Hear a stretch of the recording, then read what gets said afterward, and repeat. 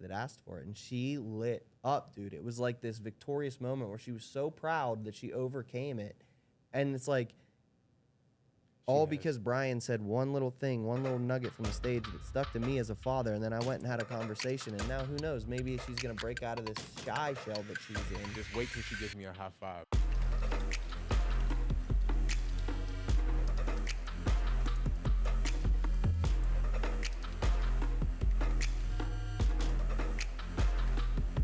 What's up, everybody? It's your boy Tre'd Tip, and welcome back to Tre'd Talk. And if you didn't know, now you know. And if you knew, tell somebody else. I'm with my man Vinnie, VC2 Candelore. What's up, baby? What up, dude?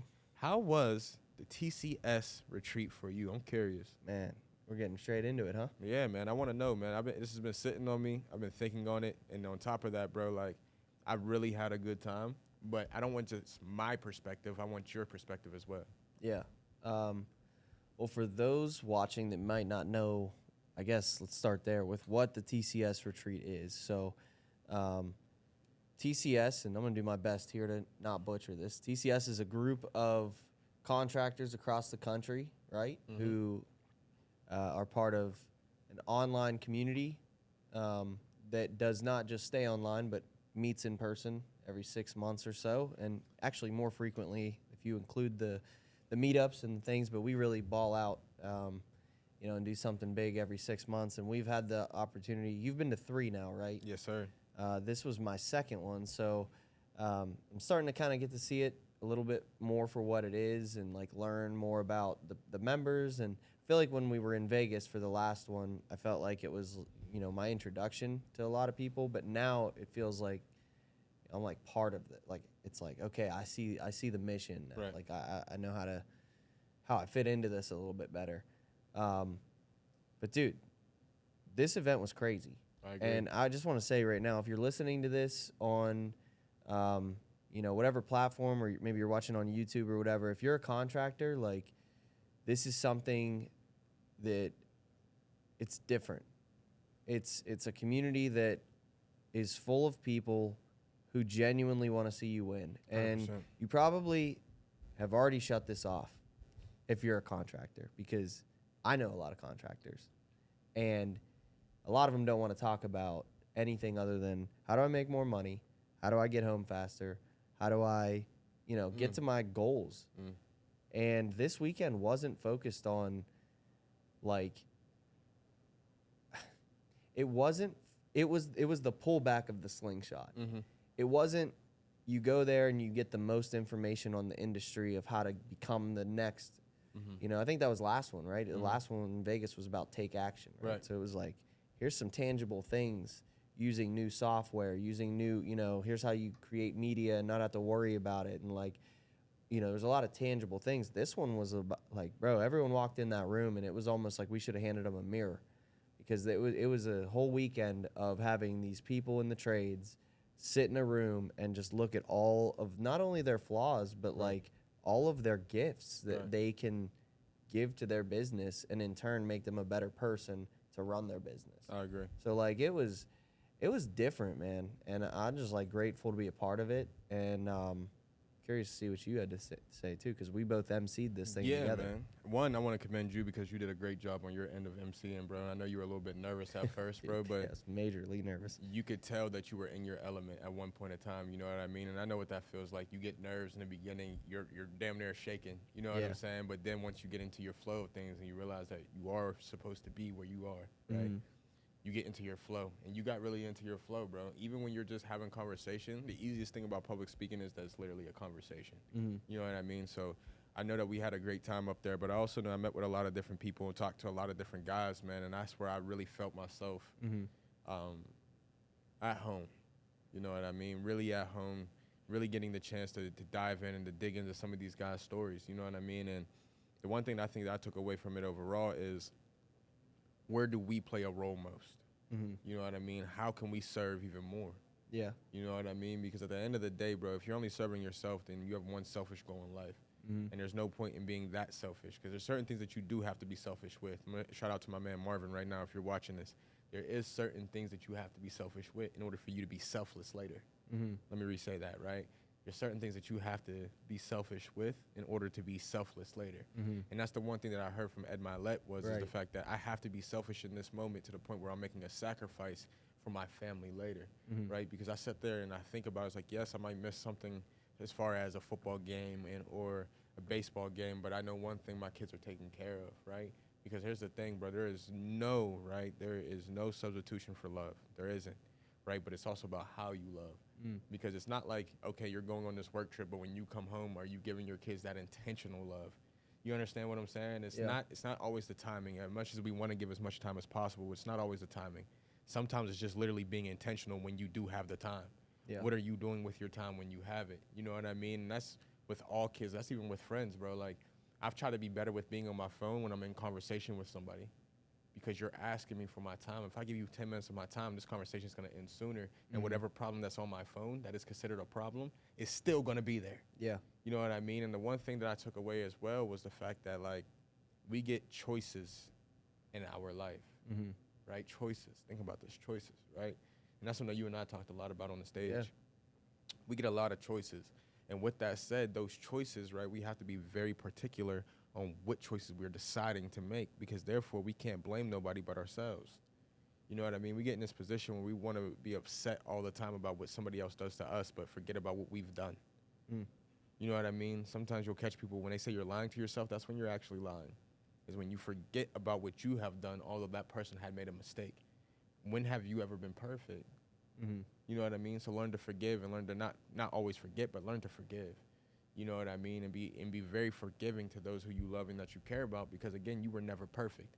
So stop acting like that other person that's across from you has to be. Right. You know what I mean? So that's a little bit of the takeaway that I got from that overall, man. And then also with that said, bro, one of the most inspirational parts for me in those moments was watching a close friend of mine give a painting to somebody who's very influential on the scene, right? Very influential. But also with that said, the key thing that I heard from him was, I'll just say who it is, Ed Milet told you directly, like, I'll never forget you.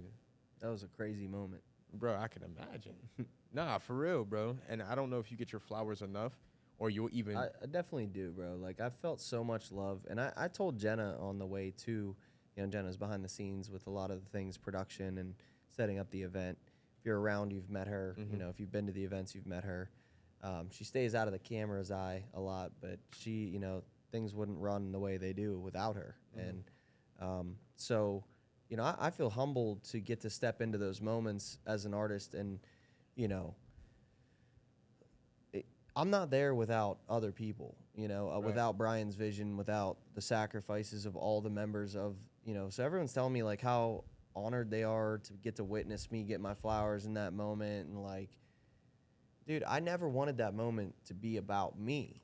And, you know, like, I didn't even plan on delivering the painting onto the stage at all. Like, I know this. Like, how I know? You want to know how I know?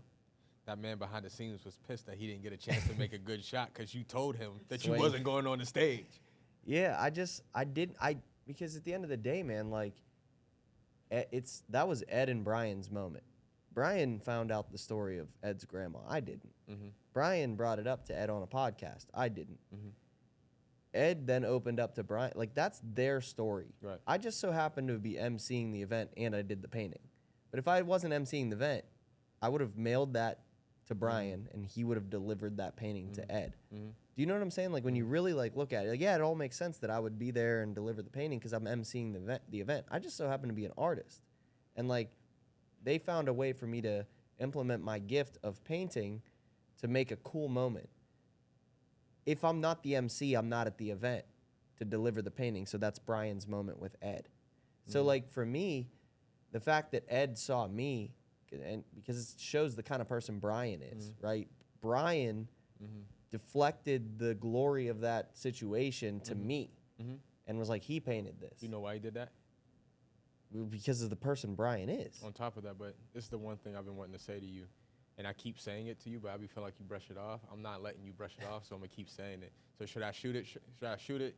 Should I shoot it? Let me push it up. Bro, you have to realize that you are him. You are from the no. Let me finish. I don't want to say like, no, go on. Like, no. But seriously, dude, like, I don't care. Let me finish. Seriously, let me finish. Okay. This is why I'm saying this, okay? about to fight this man about me talking nice about him. That's how you know somebody has a tough time taking a compliment. With that said, man, nah, for real, bro, is because the reason why he's even doing that in the first place is because of who you are as a man, right? If he didn't see the potential in you, he wouldn't put you in a position to receive that. He wouldn't even have looked at you or looked your way. That's why he's taking a chance on you. That's why you're a creative director of a soon-to-be a very, very big company. Probably would be one of the top companies in the world at some point in time, right? So with that said, bro, like, stay humble. Always stay humble. But also realize you're walking in your purpose, bro. You're doing what you're supposed to be doing. That's why I say you are him from the Himalayas. If your name was Timmy, they would call you Himofi. You know what I'm saying? So, like, just respect that. But I also wanted to say this, bro. I appreciate it. And this is not just for you. This is also for me, bro. It's like, nah. At first, it was imposter syndrome for both of us. And let me get that right. Imposter syndrome for both of us. But now, nah, bro. Like, I'm here. I'm walking exactly where I'm supposed to be. You know what I mean? And I hope, right? And I say that with as much humility as I could possibly say it with, right? I say it with me trying not to be cocky or vague, but while I'm walking in this purpose, I'm thankful to be doing that with a great co-host, right? But also with great people. Yeah. Right? So that you're not taking away from the fact that you were given an opportunity, no. But you also got to give credit to the fact that you're also walking in your purpose now. Yeah. Yeah, I feel so much love from that, man. Like, I do feel like I'm living in my purpose, and I think that's why, like I said this morning on our meeting with, the TPG team, like, I'm on fire right now to tell the story of how this place changed my life, dude. Like, I mean, the truth is if Brian doesn't take a risk on me, then I'm probably still waiting for that big break, or I'm still painting from sun up to sundown. Like, I got to a point, man, where I was painting so much in order to, like, make ends meet, Right. that, like, I started thinking, I'm like, dude, how many paint fumes am I breathing in every day? Right. How long can I stay hunched over at this desk every day? How long can I started having, like, serious issues with my back, like, the summer before I met you guys, because I was hunched over painting. Right. And, like, me getting to step into all this has given me another chance to, like, reinvent myself as not just someone who paints, but somebody who, gets to step into a leadership role. And I'm so excited, man, because I genuinely believe in the mission. Like, that's the one thing that people don't understand is, like, to me, it's not this. Someone said, someone actually asked me this. What if Ed would have looked at you and been like, hey, I'm going to hit you up. And then, like, what if he offered you a job that paid, like, crazy money to do, like, media or something for him, or, like, to be an artist for him? And I mean this with my whole self. Ed, I would either go back to painting for myself full time, or I would build something that we're building right now with Brian Hess. Like, that man has literally, like, reached and found me and stuck up for me so many times in the last year, probably when I didn't deserve it, and has seen something in me to the point where now, like, this is personal, man. Like, I will be damned if I watch, because Brian's going to win regardless. When Brian sets his mind to something, he's going to win. And I'll be damned if I watch somebody take one team to the top and it's not me. Yeah. Like, this is personal now. Right. And I cannot wait to get to the top and, like, reach back down and find someone that was in my situation now. And maybe it's not even an artist. Maybe it's, like, a contractor. Maybe it's, like, the mission from the beginning when I first connected with you guys was always, like, talking about the story of my dad. Like, I feel like we haven't even really fully, like, people think the story is me being an artist and getting a job and, like, well, let's talk about that bro, the story is that I'm going to, like, not to get, like, all right, I know I keep going down different rabbit holes right now, but the fact that we're launching, and maybe we're not even, like, fully ready to launch this yet, but there's talk of, like, a TCS fit.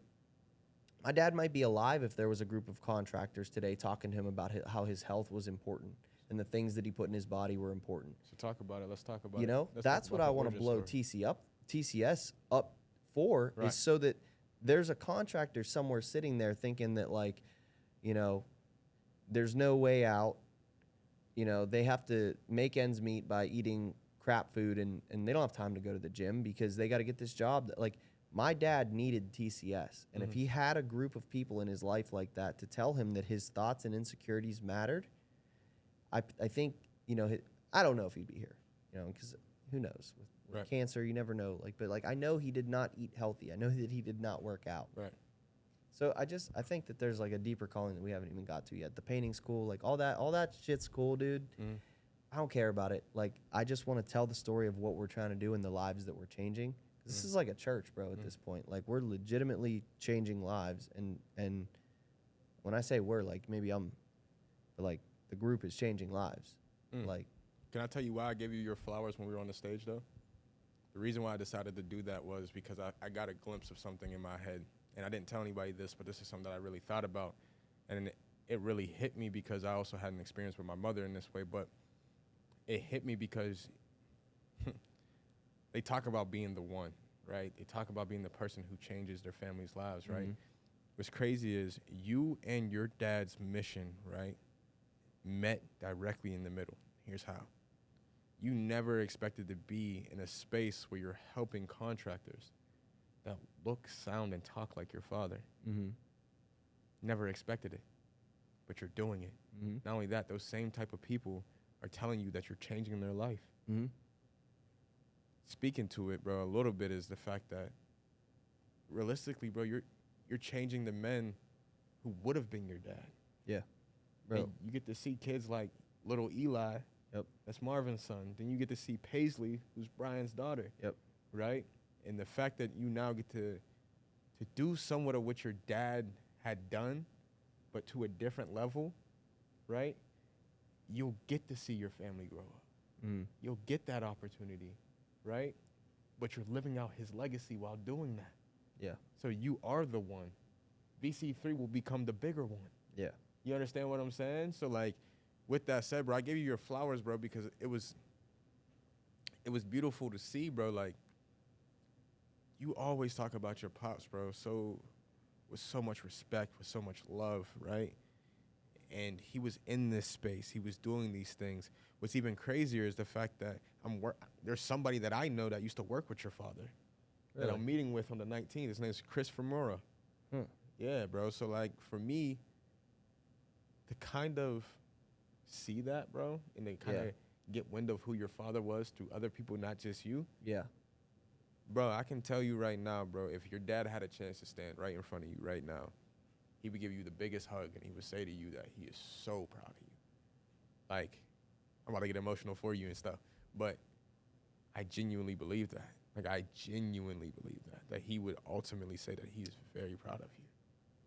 Because, like, and I think that's why I'm getting emotional, because I feel like it's coming through me, bro. But, nah, bro, I think that he would say he's so proud of you, bro, because you're going to change his name, right? You know, like, for the rest of his life. You know why I know he would, too? Is because my dad was always proud of me. It wasn't what I did. It was who I was. And he taught me that. He's like, your gift is, you know, that's why I have that perspective of, like, my painting is my vehicle, bro. Like, I am not defined by my painting. That's why people come back to the moment of the painting delivered. Like, that's all great. I don't care if Ed Milet thinks I'm the best painter in the world or the worst painter in the world. That was my vehicle to get on a stage with that man and have him shake my hand and say, I'll never forget you. Because guess what? Now that has the power to do. Talk your talk. That has the power to change my family. That has the power of one connection to change the fact that my mom is not retired yet and that she can't retire because she's still waiting for my dad's Social Security to kick in because he died so young that she couldn't even tap into it for 15 years after he passed away. She has to work at a funeral home where my dad was laid out. She's reminded of him every single day she goes to work. The last time she saw him was in the room that she reports to work every single day. Take that thumb off. I'm not here to prove that I'm the best painter in the world. I'm not here to, like, I'm here, bro, with a mission. Talk about it. And that mission is to yes, provide for my family and be there financially for the people in my life who need it and deserve it. but it's to make sure that I can be there for the people that need it still. Mm-hmm. The people, like I said, that are living my dad's life now. Like,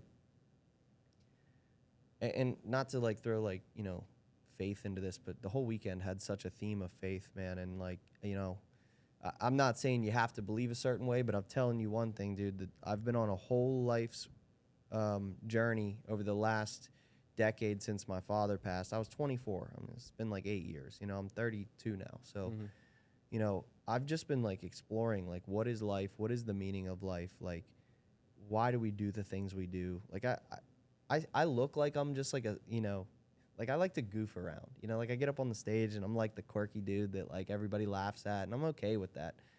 But like, dude, like I don't accept things for what they are. I ask so many questions, and I only get I only get behind things if I think that like the heart behind it is there. Right.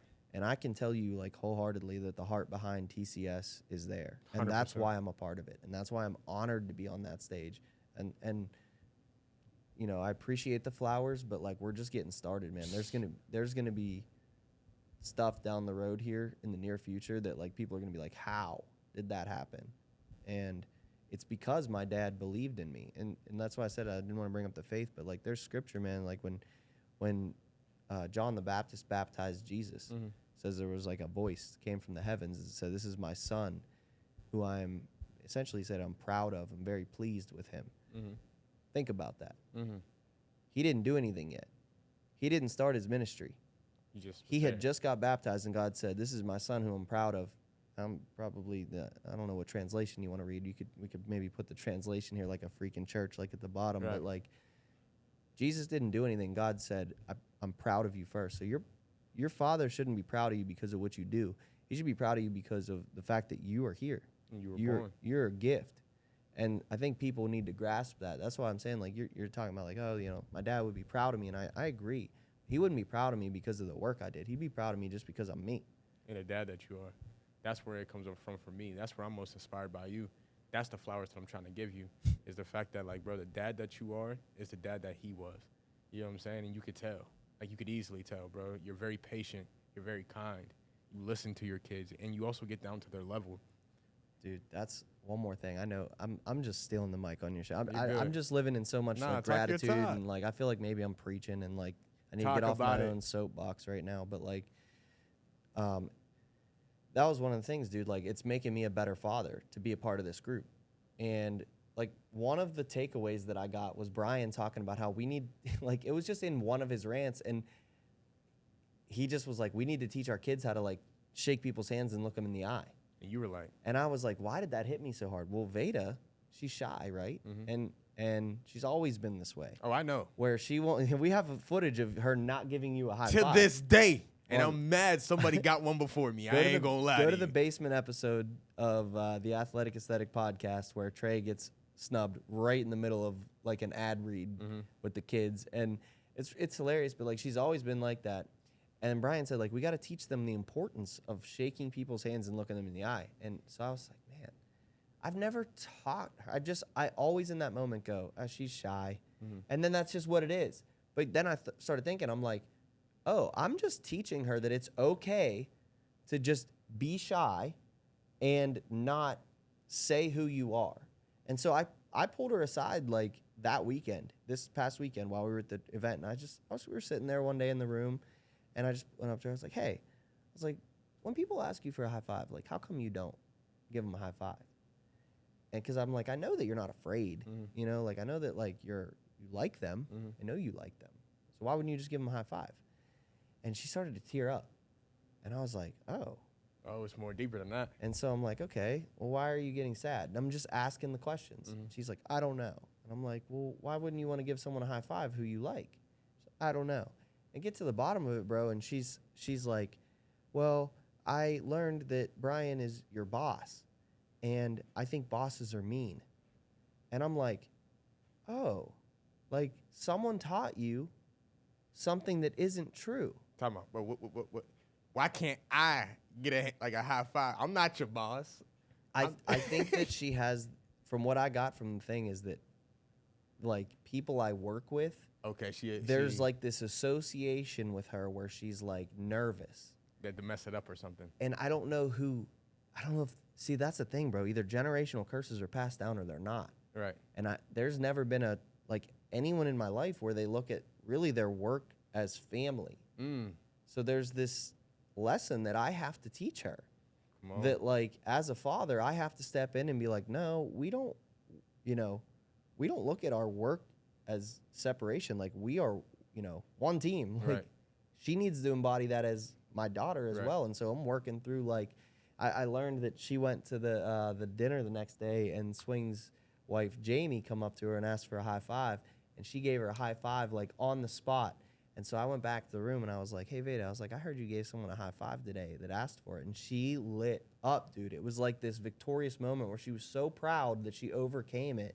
And it's like, because Brian said one little thing, one little nugget from the stage that stuck to me as a father, and then I went and had a conversation, and now who knows? Maybe she's going to break out of this shy shell that she's in. Just wait till she gives me a high five. Me and Swing got it all planned out. We're going to run laps around your crib for like 2 hours, bro. That's probably why she's not going to give you a high five. She's like, don't make a scene. Oh, the scene is coming. It's like, no, but nah, man, that's truly genuinely inspirational. And this is something that I talked about as well. And this is why I appreciate TCS's overall and this is me giving respect to TCS, bro. I never knew what it looked like to see good relationships growing up.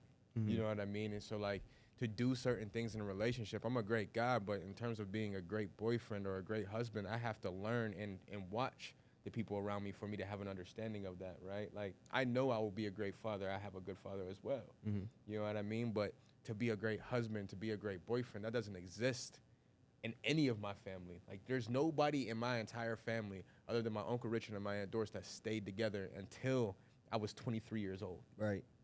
You know what I'm saying? I'm now 27, and even then, there's very few in my family who have done it.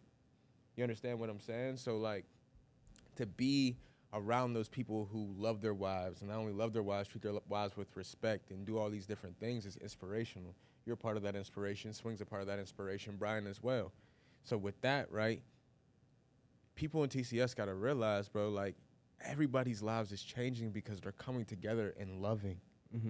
There's the difference, bro. Like, the world is already trying to tell us so many different negative things, and the reason why I might not see it is because I don't put myself around those type of people.